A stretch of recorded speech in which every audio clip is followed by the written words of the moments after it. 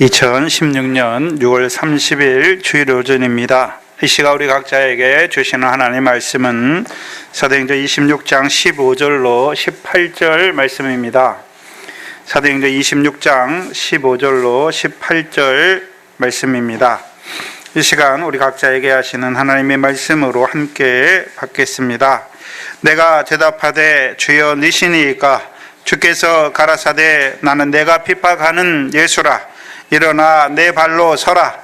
내가 내게 나타난 것은 곧 내가 나를 본 일과 장차 내가 내게 나타날 일에 너로 사왕과 증인을 삼으려 함이니 이스라엘과 이방인들에게서 내가 너를 구원하여 저희에게 보내어 그 눈을 뜨게 하여 어두움에서 빛으로 사단의 권세에서 하나님께로 돌아가게 하고 죄사함과 나를 믿어 거룩게 된 무리 가운데서 기업을 얻게 하리라 하더이다. 아멘.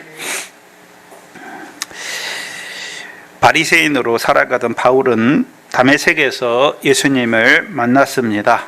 예수님을 만난 후에는 그의 삶이 그 전과는 전혀 다른 삶을 살게 되었지요.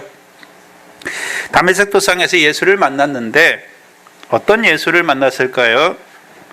십자가에 죽으신 예수를 만났을까요? 아니면 부활하신 예수님을 만났을까요? 부활하신 예수님을 만났습니다. 고린도전서 15장 8절에 맨 나중에 만삭되지 못하여 난 자 같은 내게도 보이셨다. 그래서 고린도전서 15장은 부활장이죠. 예수님의 부활에 대해서 말씀하실 때 부활의 증인을 말하면서 맨 나중에 만삭되지 못하여 난 자 같은 내게도 부활하신 주님이 자기를 나타내셨다라고 말하죠. 근데 우리가 생각해야 되는 건 성경에서 예수님의 부활을 말씀하실 때 예수님께서 십자가에 죽으셨다가 다시 살아나셨다는 그런 식의 단순한 의미로 말하지 않습니다. 부활을 그냥 예수님이 죽었다 다시 살았다 그런 의미로 말씀하지 않지요. 우리가 잘 아는 누가복음 24장 26절 말씀과 베드로전서 1장 11절에 예수님의 부활을 말씀할 때 뭐라고 말씀하십니까? 영광에 들어가셨다. 베드로전서 1장 11절은요 영광을 얻으셨다라고 말씀합니다. 부활의 의미는 누가복음과 베드로전서를 통해서 뭐라고 말씀하십니까? 예수님이 단지 살아났다라고 말씀하는 것이 아니라 영광을 얻으셨다 또는 영광에 들어가셨다라고 말하는 거예요. 그럼 그걸 통해서 우리도 유추해 볼 수 있죠. 그럼 그리스도 안에서 우리도 부활하는데 우리의 부활도 그냥 죽었다가 살아나는 그런 부활을 말하는 것입니까? 영광을 얻는 또는 영광에 들어가는 부활을 말씀하시는 것입니까? 영광에 들어가는 부활을 말씀하는 것입니다.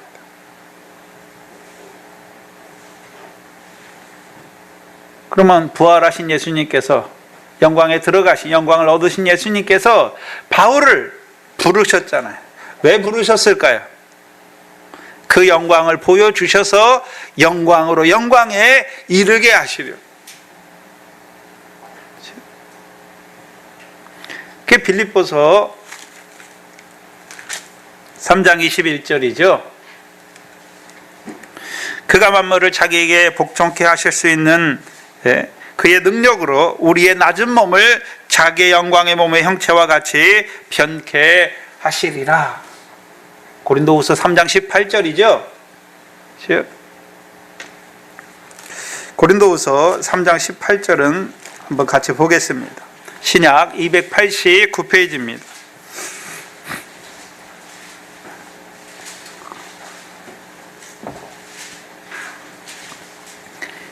우리가 부활하신 영광을 얻으신 그 주님을 만났다는 의미가 어떤 의미인지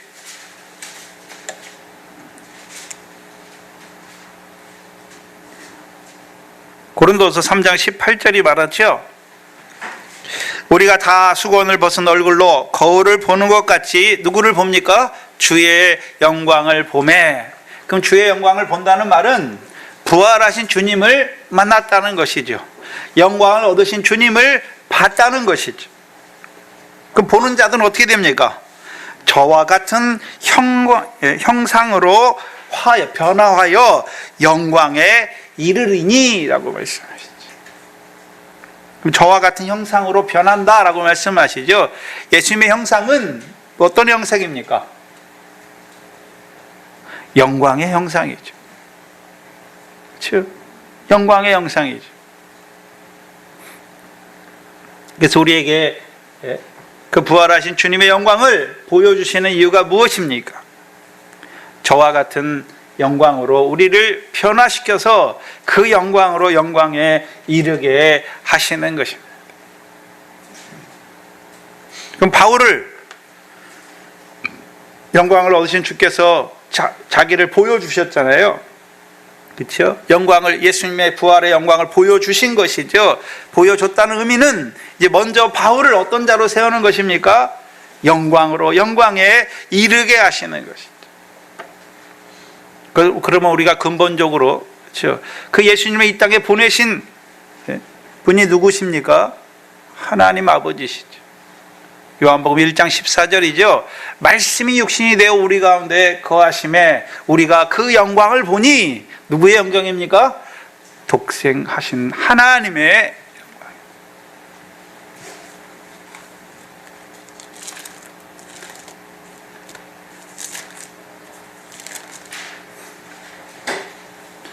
우리가 그 영광을 보니 아버지의 독생자의 영광이다라고 말씀하시죠. 아버지의 독생자의 영광이죠. 그럼 아버지께서 자기 아들을 이 세상에 보내신 목적이 무엇입니까?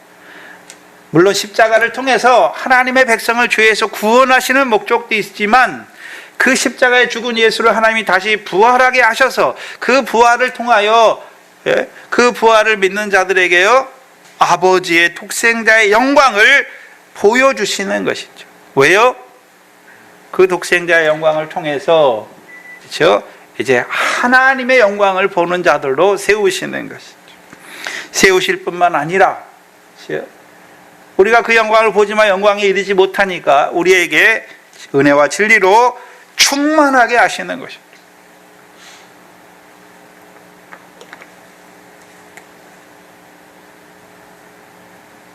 바울은 다메섹 도상에서 바로 영광을 얻으신, 영광에 들어가신 예수님을 만난 것입니다.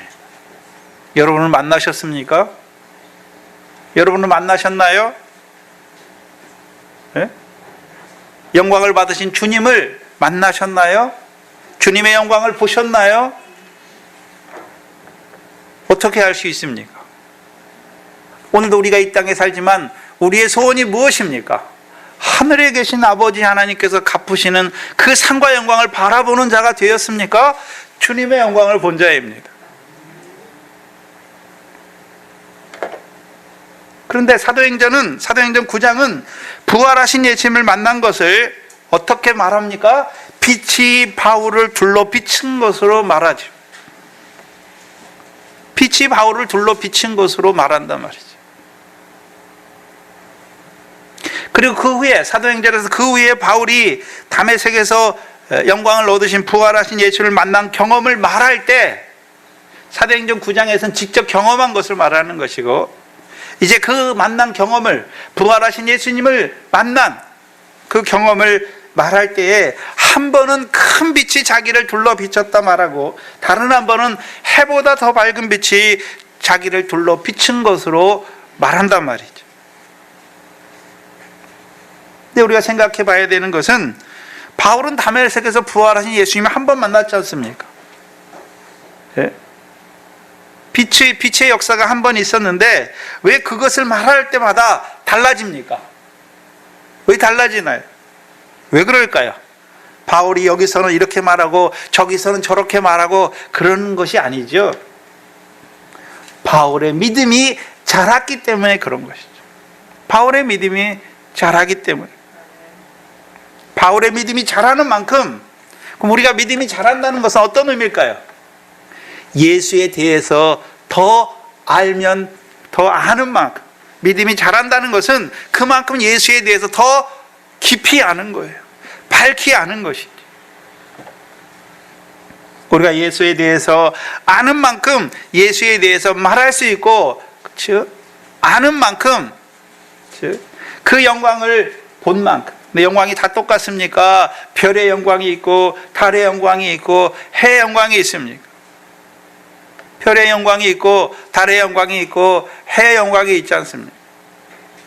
그 영광을 본 자들이 그 영광에 합당한 삶을 살게 되는 것입니다. 저와 여러분도 믿음에 따라서 우리 믿음이 자라가면서 예수에 대한 우리의 믿음의 이해가 다르잖아요. 제일 처음에 세례 요한의 세례를 받으면 우리가 어떤 예수님을 압니까? 나를 세상 죄에서 구원하시기 위해서 십자가에 죽으신 예수만 알아요. 그렇죠? 나를 세상 죄에서 구원하시기 위해서 십자가에 죽으신 예수만 안단 말이죠. 그런데 이제 사도행전에 사도들을 통해서 세례를 받으면, 예수 그리스도 이름으로 세례를 받으면 예수가 누군 줄 압니까? 예수가 우리의 주요 그리스도인 줄 알게 되는 것이죠.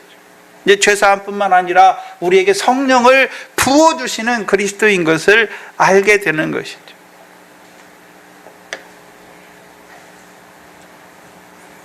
그래서 우리로 하여금 이제 성령을 따라난 자가 되게 하셔서 이제 하나님 나라에서 그 나라와 의를 구하는 자로 세우시는 예수님인 것을 알게 된단 말이죠. 그렇다면 더 자라가면 이제 그리스도 예수의 세례를 받는 자들이 나오죠. 그래서 예수님에 대해서 말씀할 때 성경은요, 세례가 하나가 아니죠. 세례들이에요. 세례들이에요. 근데 대부분의 세례에 대해서 말하는 제가 신학책을 보는데 없어요. 세례를 나눠 놓은 것이 없단 말이죠. 히브리서를 한번 보시죠.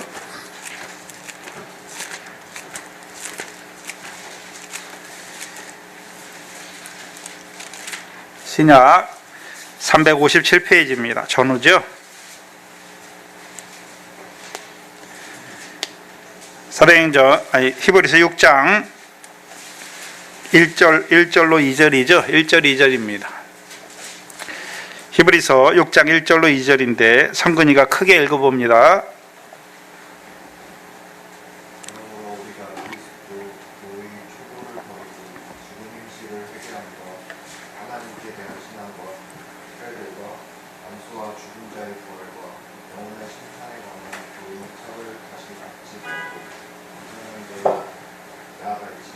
아멘. 여기 보면 다시 털을 닦지 말고, 교훈의 털을 닦지 말고, 그것 중에 하나가 뭡니까? 2절에 세례들이다 라고 말씀을. 세례들이에요. 세례들. 세례가 아니라 세례들이잖아요. 그 세례 안에 세례가 있고, 성령 세례가 있고, 그 다음에요, 그리스도 예수의 세례가 있잖아요. 그럼 그리스도 예수의 세례는 어떤 세례입니까? 로마서 6장입니다. 로마서 6장이죠. 로마서 6장 3절로 5절입니다. 로마서 6장 3절로 5절입니다. 여기 보면 그리스도 예수의 세례가 나오죠. 그래서 지난 시간에 우리가 설교라고 말할 때 예수님에 대해서 말하는 거잖아요. 삼위 하나님에 대해서 말할 때 세례하는 물세례는 십자가 예수에 대해서 자세히 말하는 것이었죠. 사도들이 말하는 예수는요, 예수가 우리의 주와 그리스도가 되셨다라고 말하는 것이죠. 근데 로마서 6장은 3절에 보시면, 무릇 그리스도 예수와 합하여 세례를 받는 우리는 그의 죽으심과 합하여 세례를 받은 줄을 알지 못하느냐. 그러므로 우리가 그의 죽으심과 합하여 세례를 받음으로 그와 함께 장사되었나니, 이는 아버지의 영광으로 말미암아 그리스도를 죽은 자 가운데 살리신 것 같이 우리도 또한 새 생명 가운데 행하게 하려 함이니, 만일 우리가 그의 죽으심을 본받아 연합한 자가 되었으면 또한 그의 부활을 본받아 연합한 자가 되리라 라고 말씀하셨습니다. 그리스도 예수에 합한 세례는 단지 예수님만 십자가에서 고난받으시고 장사되는 것입니까? 우리도 그 십자가에 함께 고난을 받고 장사되는 것입니까? 우리도 십자가에서 함께 죽는 거예요. 근데 뭐에 대해서 죽는 것입니까? 10절이죠. 그의 죽으심은 죄에 대하여 죽으셨죠. 근데 예수님께서 우리 죄를 위해 죽으셨다는 것은 우리의 죄를 지시고 죽으신 거예요. 저와 여러분의 죄와 저주를 지시고 죽음의 고난을 받으신 거예요. 죽음의 고난을 받으신 것이.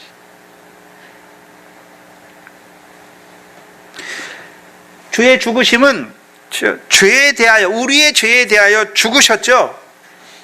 그러면 그의 죽으심이 우리에게 물론 죄에서 구원하시지만 또 그럼 단순히 죄에서 구원하시기만 위해서 십자가에 죽으신 것입니까? 이제 우리도 죄에 대하여 죽는 자로 살게 하시기 위해서 죽으신 것입니까? 우리로도 죄에 대하여 죽는 자로 살게 하시려고 죽으신 거예요. 그래야 하나님에 대하여 새 생명으로 사는 것입니다.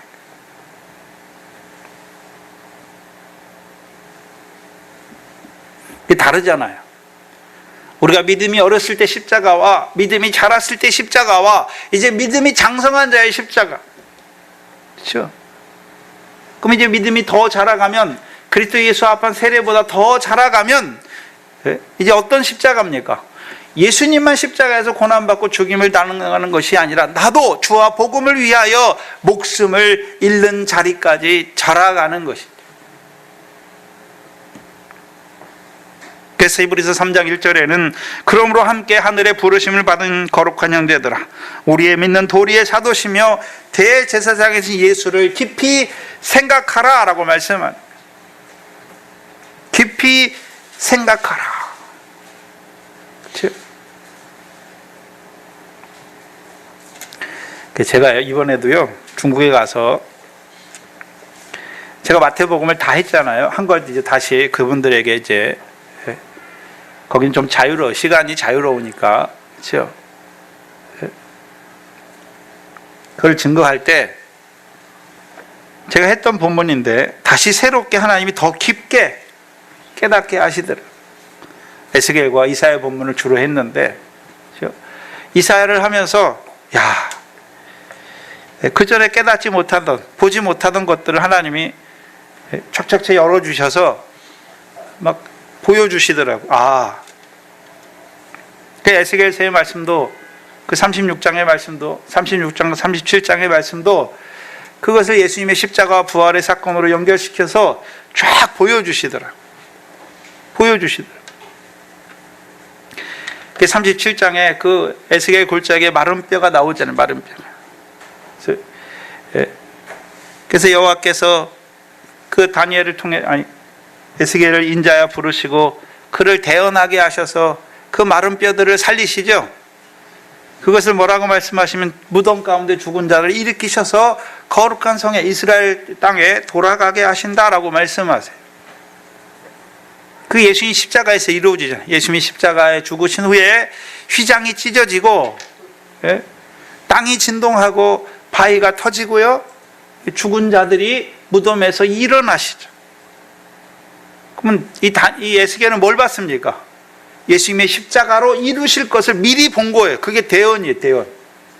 근데 특별히 누구의 자손으로 오시느냐? 에스겔서 37장이 24절에 내 종 다윗을 말씀하시죠. 다윗의 자손으로 오신 그리스도의 십자가를 통해서 하나님의 백성에게 이루실 일을 보여주시죠. 이루실 일을 보여주신 거예요. 에스겔을 통해서. 무덤 가운데 자던 그냥 사람들의 성도의 몸이 일어나게 하시고 무덤 가운데 자던 죽은 자로 살아가던 성도의 몸을 일으키시고 부활 후에는요 그들을 어떻게 하십니까? 거룩한 성에 예루살렘에 들어가게 하시죠. 그게 대언이었더라고요. 예수 그리스도 다윗의 자손은 그리스도의 십자가를 통해서 하나님의 백성에게 이루시는 것이 무엇인지를 보여주신 거예요. 휘장을 열어두셨잖아요. 그래서 히브리서 10장에 휘장 가운데로 열어놓으신 새롭고 산 길로 가게 하시는 거예요. 우리를 가게 하시죠. 그 가는 길에 바위를 터쳐주시죠. 바위를 터쳐주세요. 그 바위에서 뭐가 나옵니까? 물이 나와요. 물이 나오게 하셔서 그렇죠? 그 물은 성령과 연결되어 있죠. 그래서 뿌려주시잖아요. 우리 마음에 핏부림을 주시고 우리 몸을 맑은 물로 씻어 주셔서 이제 우리를 참 마음과 온전한 믿음으로 세우시는.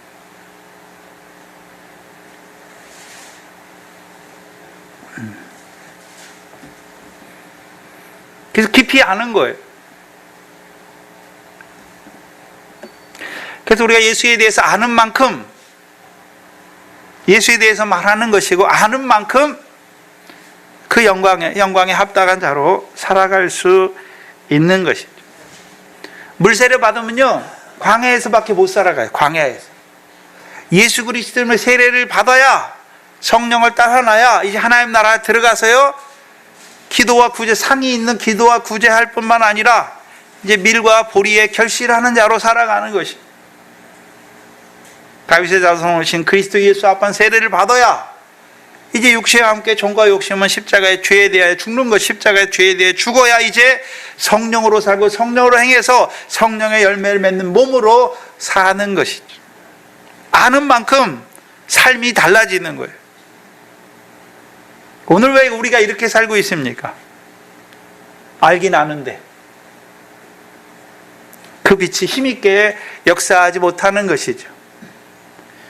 우리가 빛의 자녀로 빛을 따라가야 되는데 어둠에 자꾸 붙잡히는 것이죠. 그래서 저와 여러분들이 믿음이 자란다는 것은 예수에 대해서 깊이 알아가는 것이죠. 그럼 예수님만 깊이 알아갑니까? 아버지 하나님에 대해서도 깊이 알아가는 것이고 성령 하나님에 대해서도 깊이 알아가는 것이죠. 성령 하나님에 대해서 알아간다는 의미는요 성령의 7단계 영의 충만을 받은 자로 자라가는 것이죠. 깊이 알아가는 거예요. 예수 믿는다고 하는 것은. 그럼 바울의 경우에 있어서 바울이 부활하신 예수를 만난 것을 빛이 둘로 비쳤다라고 말할 때 3번의 빛으로 말씀하잖아요.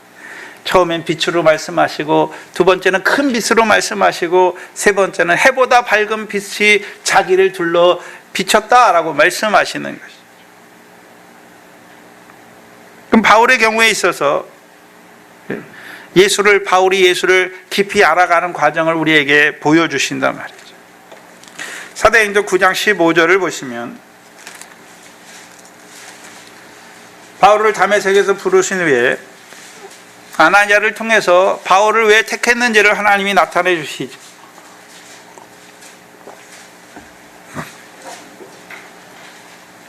사도행전 9장 15절에 보시면 주께서 가라사대 가라 이 사람은 내 이름을 이방인과 임금들과 이스라엘 자손 앞에서 전하기 위하여 택한 나의 그릇이다 라고 말씀하십니다. 근데 처음에 바울이 다메섹에서 부르심 받고 나서 처음에 누구한테로 갑니까? 누구한테 가서 복음을 전합니까? 유대인이에요. 유대인. 20절에 보시면 사도행전 9장 20절에 즉시로 가서 회당에서 예수의 하나님의 아들심을 전파하니 22절에 사울은 힘을 더 얻어 예수를 그리스도라 증명하여 다메섹에 사는 유대인들을 굴복시키니라 라고 말씀하시죠. 또한 28절에 보시면 예루살렘에도 올라가요. 그래서 사울이 제자들과 함께 있어 예루살렘에 출입하며 또 예수의 이름으로 담대히 말하고 헬라파 유대인들과 함께 말하며 변론하니 라고 말씀하시죠. 분명히 사도행전 9장 15절에서 아나니아를 통해서 너를 이방인에게 보내시겠다라고 말씀하는데 그걸 깨닫지 못하니까 처음에 깨닫지 못하니까 바울은 누구에게 예수가 그리스도임을 증거하려고 애씁니까? 유대인들에게 예수가 그리스도임을 증거하려고 애쓰는 자가 된단 말이죠. 그 자신이 이방인의 사도로 쓰시려고 바울을 부르신 거잖아요. 근데 그 뜻을 깨닫지 못하니까 빛만 보고 있으니까. 그렇죠? 깨닫지 못하니까 이방인이 아니라 유대인들에게 복음을 전하려고 애쓴단 말이죠.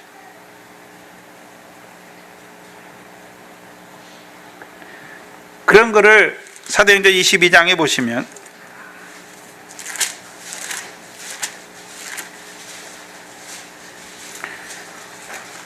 사도행전 22장 17절에 후에 사도행전 22장 17절입니다. 후에 내가 예루살렘으로 돌아와서 성전에서 기도할 때에 비몽사몽간에 봄에 주께서 내게 말씀하시되 속히 예루살렘에서 나가라. 저희는 내가 바울 네가 내게 대하여 증거하는 말을 듣지 아니하리라 하시거늘 내가 말하기를 주여 내가 주 믿는 사람들을 가두고 또 각 회당에서 때리고 주의 증인 스데반의 피를 흘릴 적에 내가 곁에 서서 찬성하고 그 죽이는 사람들의 옷을 지킨 줄 저희도 아나이다. 나더러 또 이르시되 떠나라. 내가 너를 멀리 이방인에게로 보내노라. 이때가 언제입니까? 사도행전 9장에서 아라비아로 3년 동안 갔다가 예루살렘에 올라가는 때를 말해요. 올라갔잖아요. 자, 근데 바울은 어떻게 합니까? 유대인들에게 복음을 전하려고 애쓰잖아요. 근데 하나님은 성전에서 그에게 환상 가운데 뭐라고 말씀하셨습니까? 너를 이방인에게 보내리라 말씀하시죠. 네가 유대인들에게 말해도 유대인들이 네 말을 듣지 아니할 것이다. 네가 유대인들에게 나를 증거해도 그들이 너의 말을 듣지 아니할 것이다 말씀하시고 그를 이방인에게 보내신다라고 말씀하는데 바울은 못 깨달아요. 깨닫지 못해요. 자기를 이방인에게로 보내신다는 그 말씀을 들었으면서도 실제로 바울이 이제 이방인에게 복음을 전한 때에는 한참 10년도 넘은 후에 다소에서 거의 8년에서 10년 동안 어떤 일을 했는지도 기록하지 않은 그 다소에서 있던 그를 안디옥 교회에 보내신 받은 그 바나바가 그 다소에 있는 바울을 데려다가 안디옥에서 교사로 세우는 것이죠. 세우고 성령께서 보내시는 일을 위하여 바울과 바나바를 따로 세우시잖아요. 그리고 그들을 이제 이방인에게 보내시죠. 그리고 1차 전도 여행이 끝난 후에 갈라디아서 쓸 때 갈라디아 2장 8절에 뭐라고 씁니까? 베드로를 할례자의 사도로 삼으시니가 나를 이방인의 사도로 세우셨다라고 거기서 고백하잖아요. 왜요? 이제 1차 전도 여행을 하면서 사도행전 9장 15절에 바울을 이방인에게로 보내시기 위하여 택하신 하나님의 뜻을 밝히 보게 되는 것이죠. 왜 예루살렘에 올라가실 때 성전에서 자기를 이방인에게 보낸다고 하신 그 말씀의 의미가 무엇인지를 그때 밝히 깨닫는 거예요. 그때야 비로소 자신을 이방인의 사도로 세우시기 위하여 부르신 것, 다메섹에서 부르신 것을 깨닫는 자가 된단 말이죠. 그걸 사도행전 22장에서는요 큰 빛으로 둘러 비췄다라고 말씀하십니다. 그럼 바울을 큰 빛으로 비추신 이유가 무엇입니까? 큰 빛으로 비추신 이유가 무엇입니까? 그를 이방인의 사도로 세웠어. 이방인에게도 하나님의 공의를 베풀어서 그들도 하나님의 구원에 참여하는 자들로 세우시기 위하여. 그래서 큰 빛의 역사가 제일 처음에 복음서에서 큰 빛의 역사가 어디 나옵니까? 마태복음 4장에 나오죠. 마태복음 4장입니다.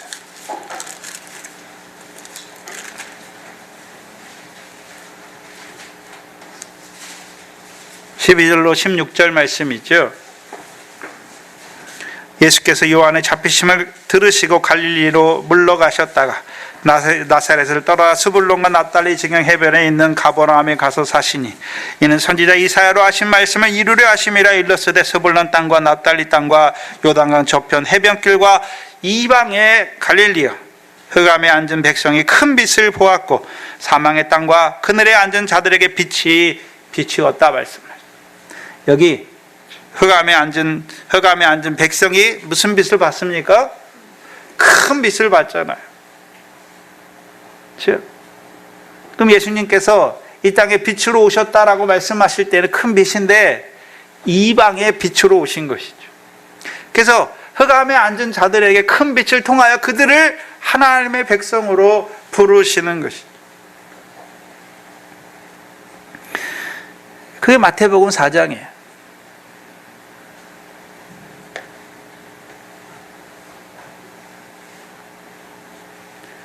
1차 전도 여행 이후에 바울이요 자신을 큰 빛을 통해서 자신을 이방인의 사도로 세우신 하나님의 뜻을 밝히 알게 되는 것이죠.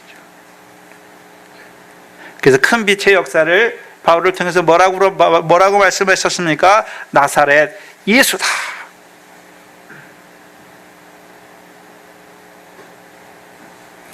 그럼 나사렛 예수의 증인으로 세우신 하나님의 뜻을 아는 자가 된 것이죠.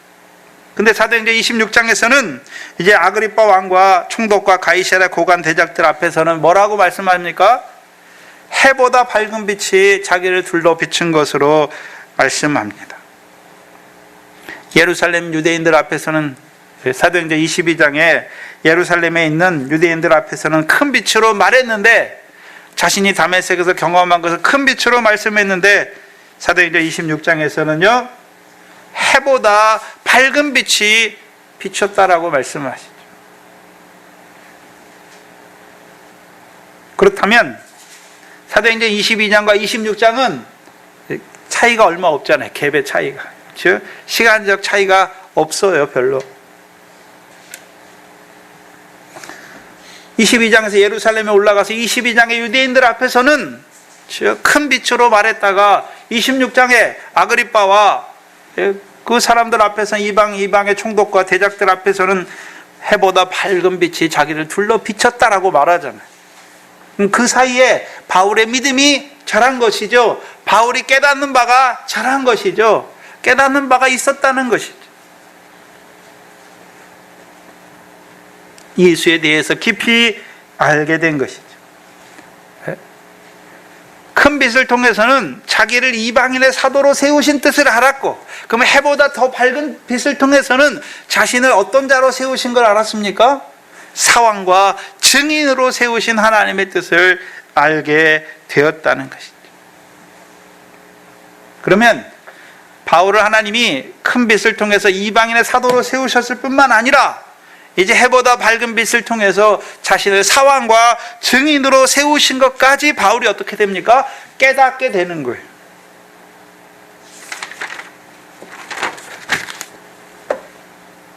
어떻게 깨닫게 됐을까요? 어떻게 더 깊이 알게 됐을까요? 결정적인 계기가 로마서 23장 11절 말씀입니다. 로마서 23장 11절 말씀입니다.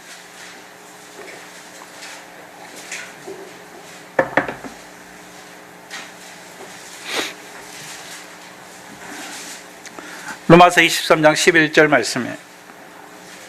사도행전 23장 11절 말씀이에요.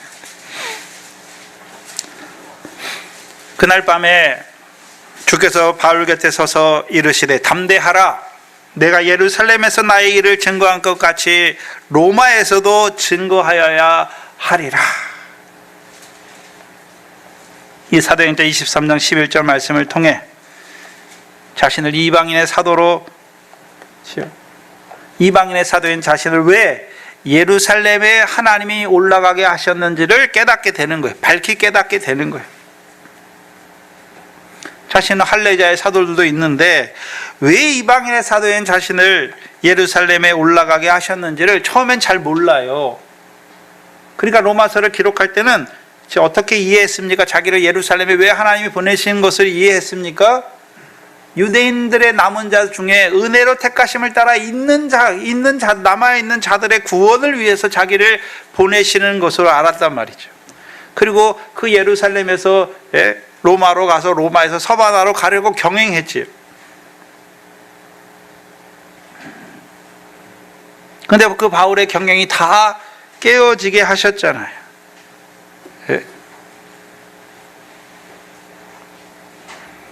그리고 사도행전 21장에서는 21장 11절에서는 아가보 선지자 예언을 통해서 이 띠의 인자를 유대인의 손으로 유대인들에게 결박되어 이방인의 손에 넘겨주실 것을 말씀했는데 그때는 그게 뭔지 잘 몰랐어요. 그런데 로마서 23장 11절 말씀이요, 예루살렘에서 네가 나의 일을 증거한 것처럼 로마에서도 증거하리라는 그 말씀을 통해서 자신을 왜 예루살렘에 올라오게 하셔서 그 유대인들의 손으로 이방인에게 넘겨주시는 그 하나님의 뜻을 밝히 깨닫게 된 것이죠. 뭐하게 하시려고요? 예루살렘에서 주의 일을 증거한 것 같이 로마에서도 주의 일을 증거하는 자로 세우시려고. 그것이 마태복음 10장이죠. 마태복음 10장입니다.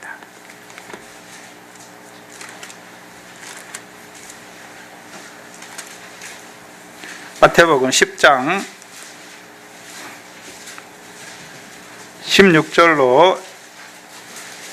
16절 이하죠. 마태복음 10장 16절 이하에 보라 내가 너희를 보냄이 양을 이리 가운데 보냄 같도다. 여기서 너희는 어떤 자들입니까? 10장 1절에 예수님께서 말씀으로 모든 병과 연약한 것과 귀신을 고치는 능력을 주셔서 그들을요 보내시잖아요. 뭘 위해 보내셨습니까? 7절에 가서 전파하여 말하되 천국이 가까이 왔다. 그래서 복음을 전하는 자로 보내신 그들이 마태복음 10장 16절의 양이에요. 너희예요. 너희를 보내시는데 양을 이리 가운데 보낸 것 같다 말씀하셨죠. 그럼 양을 이리 가운데 보내면 어떻게 됩니까? 이리가 해치고 죽이는 것이죠. 17절 이하가 그걸 말씀하는 거예요.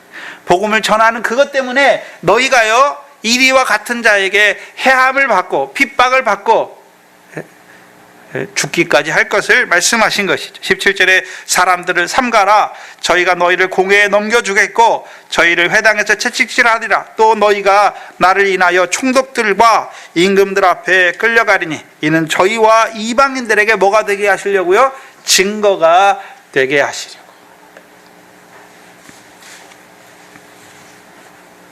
근데 문제는 그 증거를 인하여 21절에 죽게 하는 자리예요. 그러나 22절에 너희가 내 이름을 인하여 모든 사람에게 미움을 받을 것이나 나중까지 견디는 자는 구원을 얻으리라. 그러면 이방인과 총독들 앞에 세우시는데 첫 번째 뭐 때문에 세우셨습니까? 주의 이름을 증거하기 위해서. 두 번째는요, 그들 자신에게 복음을 전하는 자신에게는요 미움을 받을 것이나 나중까지 견디는 자는 뭐 하기 위해서요? 구원을 위하여 보내시는 것입니다. 이 같은 본문이 누가복음인데 이 마태복음하고 좀 비교해서 봐야 돼요. 누가복음 21장을 보시면 21장 12절 이하에 보시면 12절 13절에 보세요. 같은 말씀인데 어디다 어디다 초점을 뒀는지 달라요. 누가복음 21장 12절에 이 모든 일 전에 내 이름을 인하여 너희가 너희에게 손을 대어 핍박하며 회당과 옥에 넘겨주며 임금들과 장관들 앞에 끌려가려니와 이 일이 도리어 이방인과 임금들과 이방인들에게 증거입니까? 너희에게 증거입니까? 너희에게 증거가 되리라 라고 말씀하세요. 마태복음에서는 그들을 임금들과 총독들 앞에 세우시는 이유가 무엇입니까? 그들 앞에 주의 이름을 전하는 증거자로 세운 것이고, 누가복음에서는요 끌려가게 하시는데 여기서는 가는 게 보내시는 것이 아니라 이방인 임금들과 총독들 앞에 관원들 앞에 끌려가게 하시죠. 이 일이 끌려가는 그 일이 너희에게 증거가 되게 하시는 거죠. 초점이 다르단 말이죠. 같은 말씀인데 그렇죠? 그것을 통해서 이루시는 일이 다르단 말이죠. 마태복음에서는요 그들을 이방 총독들과 임금들 앞에 보내시는 이유가 무엇입니까? 그들 앞에서 주의 이름을 증거하게 하기 위해서. 근데 누가복음에서는 끌려가는 것으로 말씀하시고 끌려가는 그 일이 이방인들이 아니라 너희에게, 끌려감을 당하는 너희에게 증거가 되는 것을 말씀하신단 말이에요. 전혀 다르죠. 17절에 너희가 내 이름을 인하여 모든 사람에게 미움을 받을 것이나 너희 머리털 하나도 상치 아니하리라. 너희 인내로 너희 영혼을 얻으리라. 여기서는 뭘 말씀하셨습니까? 마태복음에서는 너희가 미움을 받을 것이나 끝까지 견디는 자는 구원을 얻을 것을 말씀했는데, 여기서는 뭘 말씀하십니까? 너희 인내로 너희 영혼을 얻으리라 말씀하십니다.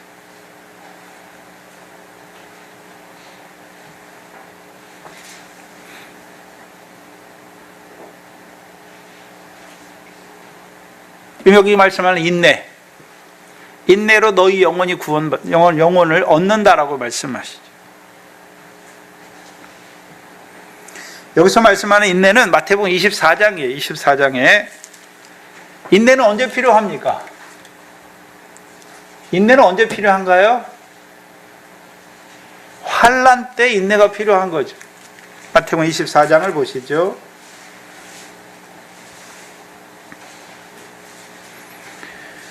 9절 이하에 보시면, 마태복음 24장 9절 이하에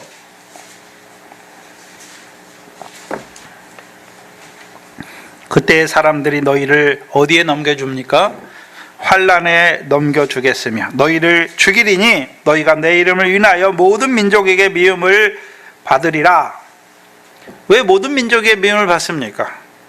14절이죠. 천국 복음을 모든 민족에 증거하기 위하여 온 세상에 전파되죠. 그 일에 쓰임받는 자들이 그 천국 복음을 전하다가, 모든 민족에 전하다가 세움받는 것이죠.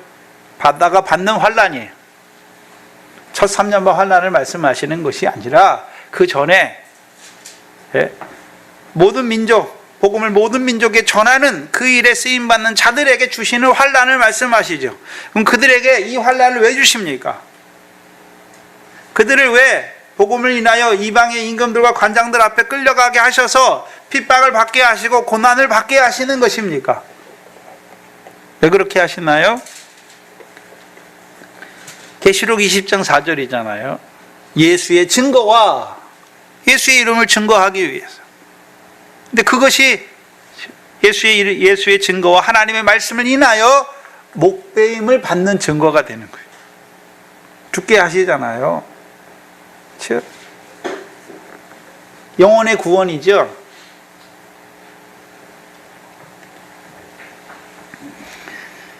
마태복음에서 말하는 13절에 그러나 끝까지 견디는 자는 구원을 얻는다라고 말씀하실 때, 뭐 때문에 환난을 받는 것입니까?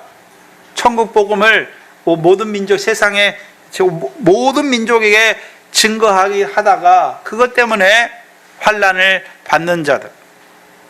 그러나 그 환난 가운데서 끝까지 견디는 자는 뭘 얻습니까? 구원을 얻어요. 그게 그들의 증거예요. 어떤 구원을 얻습니까? 예수의 증거와 하나님의 말씀을 인하여 목배임을 받는 그 증거가 그들에게 이루어지는 것입니다.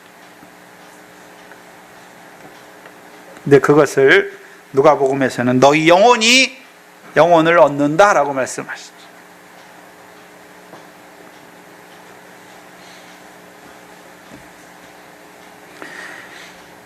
큰 첫 3년반 환난을 앞둔 우리 앞에 있는 그 환난을 통해서 이루시는 인내는 계시록 14장 12절이잖아요. 예수 믿음과 하나님의 계명과 인내, 성도의 인내가 여기 있으니 하나님의 계명과 예수 믿음을 지키다가 죽는 거고, 그 전에 복음을 전하는 그것 때문에 환난이 일어났을 때 순교하는 자들이 있잖아요. 지금 이 바울과 우리 앞서 그 복음의 믿음의 선진들, 특별히 복음의 증인들로 보내심을 받은 자들이 그 복음을 인하여 핍박을 받고 순교하잖아요. 즉, 그 순교가 그들에게 뭡니까? 증거예요. 영혼이 구원받은 증거란 말이죠. 구원받은 증거예요. 어떤 구원입니까? 첫째 부활에 들어가는 그 구원을 받은 증거란 말이죠.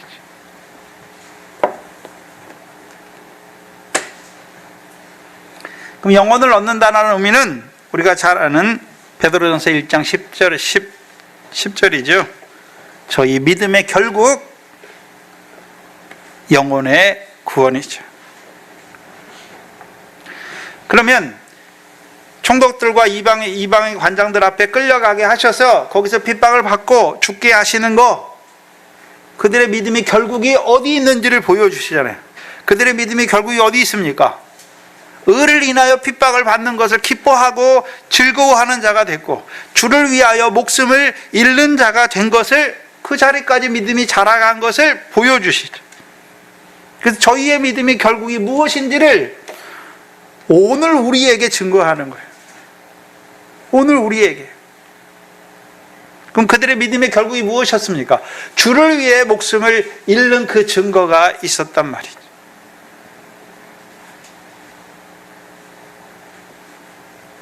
그래서 우리가 믿음의 증거가 있잖아요. 믿음의 증거. 그래서 우리가 고린도전서 3장 10절 이하에 보면 예수 그리스도의 터가 닦여진 자들이 있죠. 근데 그 터 위에 두 가지로 지을 수가 있죠. 두 가지 종류로 지을 수가 있는데, 예수 그리스도 터 위에 금이나 은이나 보석으로도 세울 수가 있고, 나무나 짚이나 풀로 세울 수가 있죠. 그렇죠? 그러면 그들의 믿음의 결국은 뭡니까? 금이나 은이나 보석으로 세운 자들은 결국 불의 공력을 통과할 때 그게 그대로 있잖아요. 그러면요, 상 받는 구원이에요.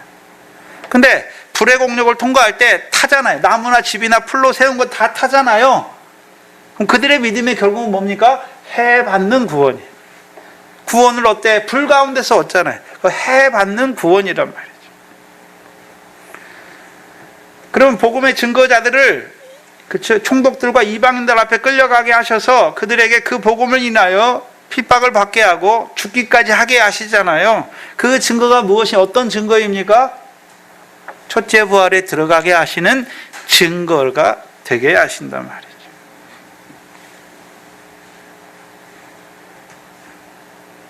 그럼 바울은 믿음의 결국, 특별히 복음을 인하여 핍박을 받고 죽기까지 하는 그들의 믿음의 결국, 그 영혼의 구원을 바울은 어떻게 봤을까요? 어떻게 봤습니까? 바울은 지금 예수 그리스도 터 위에 쌓아가는 자들의, 그들의 믿음의 결국을 말하는 것이 아니라, 복음을 증거하다가 핍박을 받고 죽임을 당하는 자들의 믿음의 결국, 그들의 영혼의 구원에 대해서 말하는 거예요. 지금 누가복음 22장과 마태복음 24장과 마태복음 10장에 이리 가운데 보내심을 받은 그들에게 이루시는 그 믿음의 결국 영혼의 구원에 대해서 말하는 거란 말이죠. 그럼 바울은 주를 위해 핍박을 받고 고난을 받는 자들의 믿음의 결국, 곧 영혼의 구원을 어떻게 보게 되었을까요? 어떻게요? 그게 지난 시간에 우리가 봤던 고린도후서 12장 1절로 4절이죠. 고린도후서 12장 1절로 4절이잖아요. 환상과 계시를 통해서. 환상과 계시를 통해서.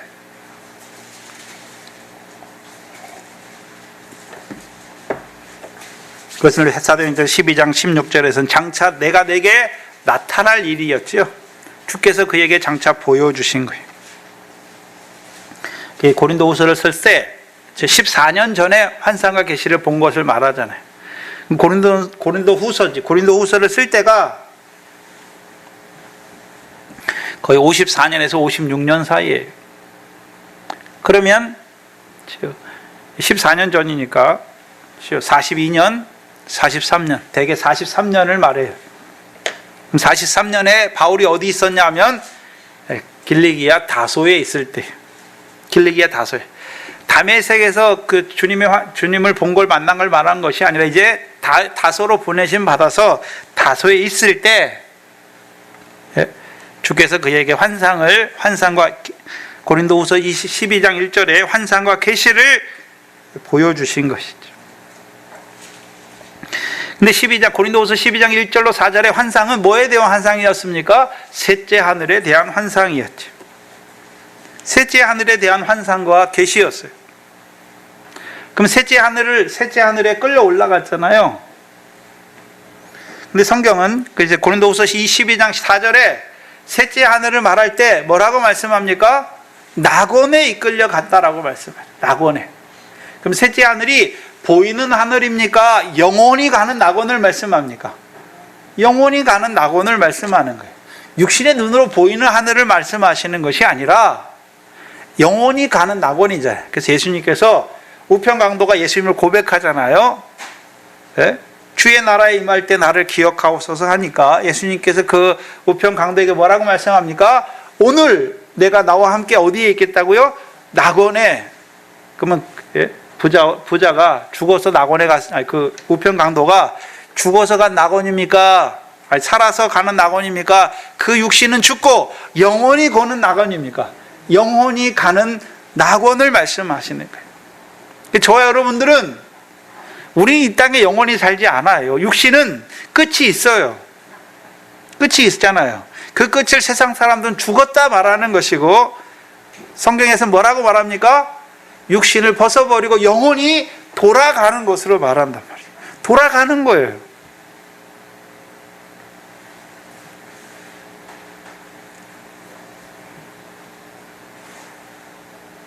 그 낙원이 가는 영혼이 있잖아요. 그 낙원에 들어가는 것을 뭐라고 말씀합니까? 영혼이 구원을 받았다라고 말씀하는 거예요. 근데 영혼이 구원받으려면 뭐가 있어야 됩니까? 믿음이 있어야 돼요. 그럼 믿음만 있으면 됩니까? 믿음으로 살다가 중간에 믿음을 배반하고 돌이키면 안 되잖아요. 믿음을 따라 살고 믿음을 따라 죽어야 믿음의 결국 곧 영혼의 구원을 받는 거란 말이죠. 문제는 그 낙원이 하늘이 셋째 하늘이 그렇죠? 하늘이 하나입니까? 첫째 하늘이 있고 둘째 하늘이 있으니까 셋째 하늘이 있는 거죠. 셋째 하늘을 말할 때는 전제가 뭐냐 하면 첫째와 둘째 하늘이 있는 거예요. 그래 셋째 하늘도 있는 거예요. 그럼 그 셋째 하늘 낙원이라고 말할 때 영원히 가는, 그래서 1층 천, 2층 천, 3층 천을 말씀하시는 거죠. 그래서 우리에게 영광을 하나님이 우리에게 영광을 주실 때 영광을 세 가지로 말씀하세요. 해의 영광, 달의 영광, 별의 영광으로 말씀하세요. 근데 별에 대해서는 특별히요, 별과 별의 영광이 다르다라고 말씀하세요. 우리의 부활, 예수님의 부활을 말할 때 영광에 들어가셨다라고 말씀했지요. 그럼 저와 여러분도 부활할 때 영광에 들어가는데 영광이 다 똑같습니까? 다르다는 말씀입니까? 다르다는 거죠.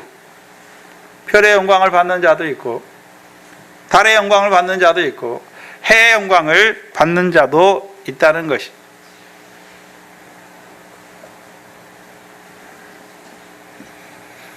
그래서 우편강도가 가는 낙원과 즉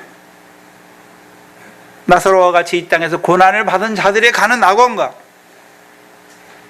베드로전서에서 믿음의 결국 낙원을 말할 때 베드로전서에는 어떤 자들이 가는 낙원입니까? 산소망, 하늘에 우리를 위하여 간직하신 그 기업을 바라볼 뿐만 아니라 예수 그리스도 나타날 때 칭찬과 영광과 존귀를 얻기 위하여 시험과 환난 가운데서 믿음을 지키는 자들이 가는 영혼의 결국, 믿음의 결국 영혼의 구원을 말씀하신단 말이죠.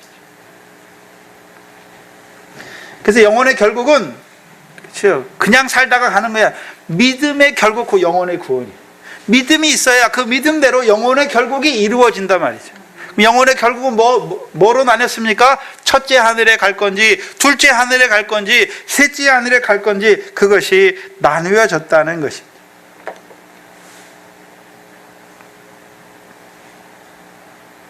그럼 특별히 바울에게 해보다 더 밝은 빛으로 비추신 이유가 무엇입니까? 해보다 더 밝은 그 영광을 얻게 하기 위해서. 그래서 우리가 지난 시간에 빛에 대해서 말씀할 때 세 가지 빛, 큰 빛, 해보다 밝은 빛을 말씀할 때 빛의 역사는 무엇이었습니까? 고린도후서 4장 6절에 예수 그리스도 얼굴에 있는 하나님의 영광을 아는 빛을 우리 마음에 비추신 거예요. 빛이라고 말할 때 예수를 생명의 빛인데, 빛이라고 말할 때 그냥 보이는 육신의 눈의 빛을 말하는 것이 아니라 예수 그리스도의 얼굴에 있는 하나님의 영광을 아는 빛을 우리 마음에 비추신 거죠. 그럼 우리 마음이 이제 뭘 보게 됐습니까?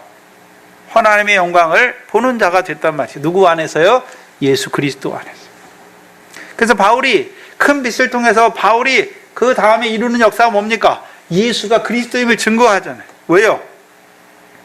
바울은 그 빛으로 자기가 살았을 뿐만 아니라 그 빛을 증거하는 거죠. 그래서 그들도 예수 그리스도를 믿음으로 예수 그리스도 얼굴에 있는 하나님의 영광을 아는 자들로 살아나기를 원하는 것이죠. 그게 등불이었잖아요. 그럼 더 밝은 빛은, 큰 빛이죠. 큰 빛. 큰 빛은 어떤 의미입니까? 나사렛 예수 안에 있는 하나님의 영광을 아는 빛을 비추신 것이죠. 나사렛 예수 안에 있는 하나님의 영광을 아는 빛.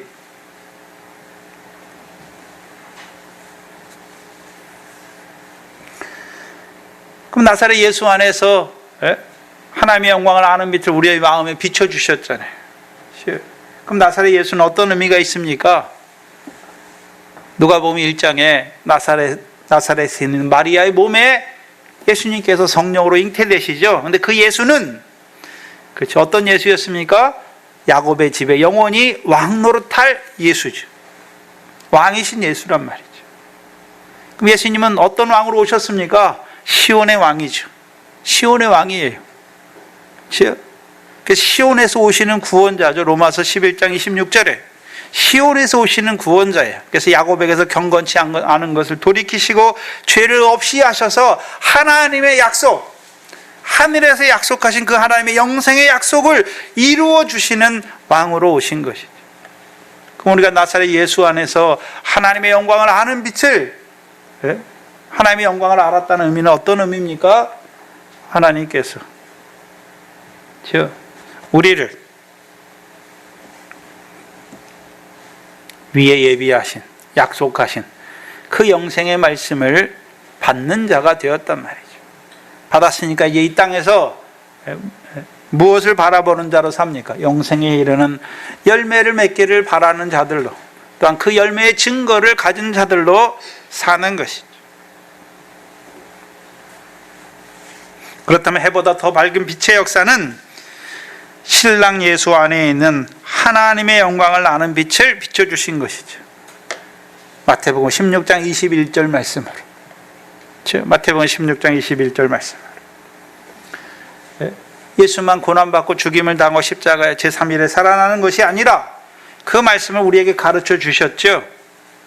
그때 제자들만 가르쳐 주신 것이 아니라 우리도 그 말씀으로 가르쳐 주셨잖아요.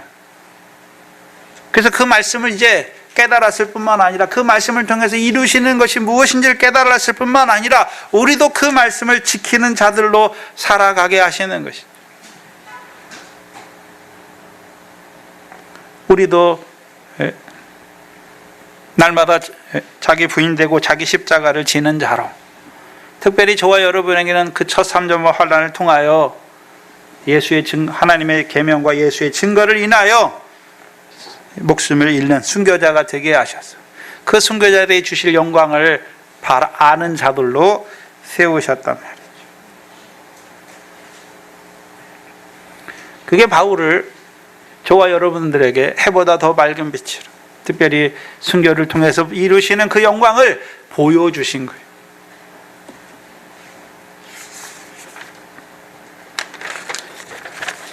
문제는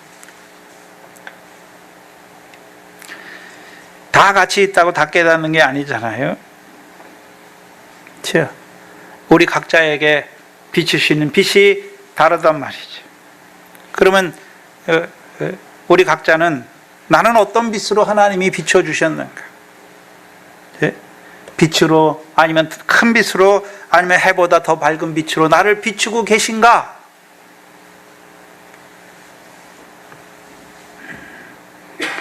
또한 빛은 받았다고 다 된 것이 아니라 그 비춰주셨으니까 이제 빛의 자녀요, 큰 빛의 자녀요, 해보다 더 밝은 빛의 자녀로 빛의 증거가 있는 삶을 살고 있는가 하는 것이죠.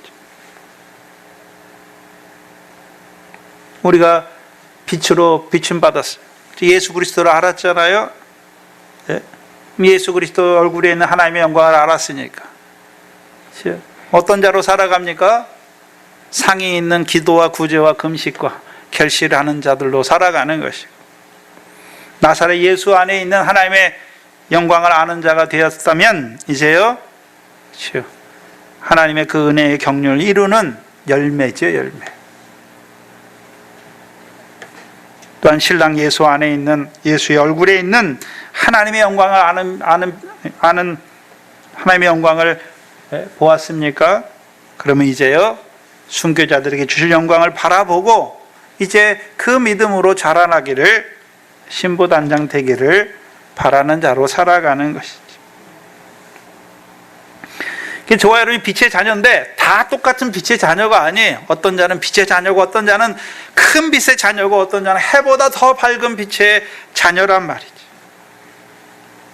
그럼 빛의 자녀면 빛의 자녀로서의 합당한 빛의 생활이 있어야 하는 것이죠. 빛의 열매가 있어야 하는 것이죠. 그럼 빛의 열매를 우리가 맺는 것입니까? 우리가 맺어야 되는 것입니까? 아니에요. 요한복음 8장 12절입니다.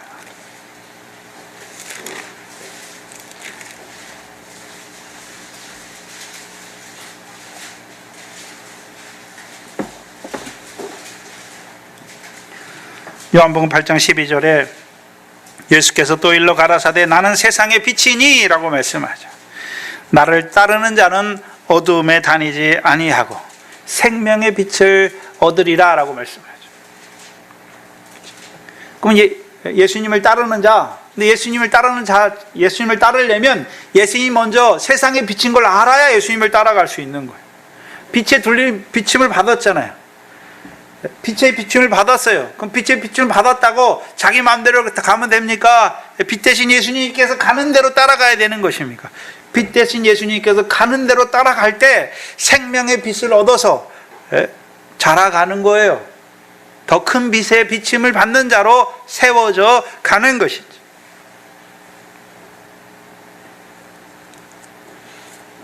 그래서 우리가 빛의 자녀인데 에베소 5장에 어둠을 위해 열매를 맺지요. 왜 그렇습니까? 어둠에 붙잡혔으니까. 근데 빛의 자녀가 돼서 빛이신 예수님을 따라가면 어둠에 붙잡히지 않는 것이죠. 그럼 한번 빛의 자녀가 됐다고 계속해서 빛의 자녀입니까? 어둠에 붙잡힐 수도 있습니까? 어둠에 붙잡힐 수도 있는 것이죠. 또한 요한복음 12장을 보시면 12장 46절에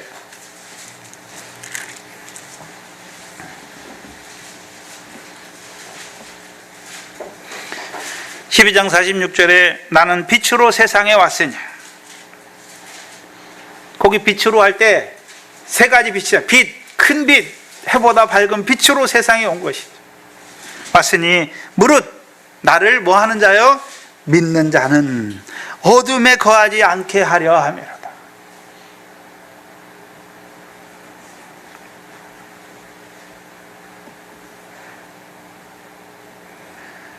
그 빛을 받고 또한 계속해서 주님을 따른다는 의미는 빛 대신 주님을 믿는 거예요. 믿는다는 의미는 어떤 의미입니까? 요한복음 15장에 참 포도나무잖아요. 우리가 가지가 됐잖아요. 우리가 열매를 맺는 것입니까? 절로 열매를 맺는 것입니까? 절로. 근데 조건이 있어요. 절로 열매를 맺으려면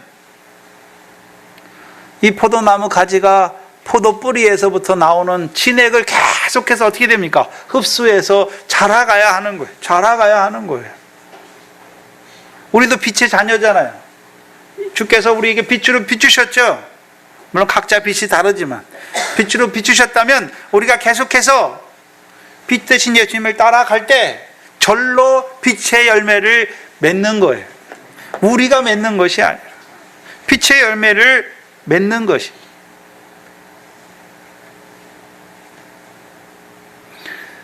오늘 우리 각자에게 깨닫게 하신 말씀, 그 말씀을 통해서 우리에게 보여주시고자 하는 영광, 깨닫는 게 다르지 않습니까? 어떤 빛으로 비춰주셨습니까? 큰 빛으로요? 이제는 해보다 밝은 빛으로요? 비춰주셨다면 계속해서 그 큰 빛인 예수님이 가시는 길을 따라가는 것이죠. 즉 그래야 빛의 열매가 맺어지는 것이고, 해보다 더 밝은 빛으로 비침을 받았다면 해보다 더 밝은 빛에 비추신 그 주께서 나를 따라오라 말씀하셨잖아요. 마태복음 16장 21절에 말씀하시고, 예수 그리스도께서 고난받으시고 죽임당하시고 제3일에 살아날 것을 말씀하시고, 누구든지 나를 따라오려거든 자기를 부인하고 날마다 자기 십자가를 지고 따르라라고 말씀했죠. 해보다 더 밝은 빛으로 비침을 받았다면 오늘 자기 부인되고 날마다 자기 십자가를 지셨던 주님의 삶을 따라가는 것이고, 그 해보다 밝은 빛의 비침을 받았던 믿음의 선진들의 자기 부인되고 날마다 나는 죽노라고 하신, 죽노라 말하는 그 바울의 믿음의 본을 쫓아 우리도요 그 믿음의 증거가 있는 삶을 살아가게 하시는 것입니다.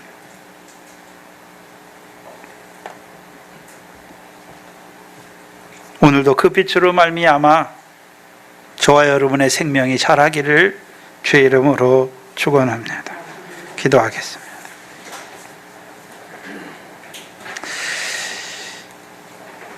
말씀이 육신이 되어 우리 가운데 오셨어요. 우리에게 아버지 하나님의 독생자의 영광을 나타내 주시되, 빛과 큰 빛과 해보다 더 밝은 빛으로 우리에게 비춰 주셨어요. 이제는 우리로 하여금 빛의 자녀로 세워주셨을 뿐만 아니라 그 빛 대신 예수님을 쫓아가는 우리의 한날 한날이 되게 하시려고 오늘도 우리를 말씀으로 부르시고, 오늘도 그 빛들 가운데 있는 그 하나님의 영광을 아는 빛을 비추어 주셨어요. 잠깐 육신으로 사는 날 동안에 아버지 하나님께서 주시고 하시는 그 영광을 바라보는 자로 우리를 살리셨을 뿐만 아니라 오늘도 그 성령 하나님 함께 하셨어요. 그 빛들의 증거가 있는 삶을 살아가게 하시니 감사합니다. 그 증거가 풍성한 저희들 되게 하시고, 이제 더 나아가 등불로 세워주셔서 하나님께서 우리에게 비추신 그 빛을 바울과 같이 증거하는 하나님의 교회가 되게 하여 주시옵소서. 하나님 앞에 나올 때 우리를 먼저 하나님 나라 백성으로 세우시고 한날 한날 그 나라와 의를 구하는 자로 세우신 것도 감사한데, 구하는 우리에게 하나님이 이 육신에 필요한 모든 것을 더하여 주신 것을 깨닫고 그 믿음의 고백으로 드리는 11조 감사 주일인가, 우리에게 주신 모든 것이 하나님의 은혜임을 깨닫게 하시고 이제 주신 은혜로 더 많은 것으로 하늘에 쌓아가게 하시는 그 하나님의 영광의 부요함에 참여하는 저희들 되게 하여 주시옵소서. 이 교회에 속한 권속들을 붙들어 주시되 우리 이래와 소인으로부터 작년에 이르기까지 늘 말씀으로 붙들어 주셔서 늘 그 말씀에 붙잡혀 살아가는 우리의 한날 한날의 삶이 되게 하여 주시옵소서. 감사합니다. 예수님의 이름으로 기도하옵나이다. 아멘. 찬송가 95장입니다. 찬송가 95장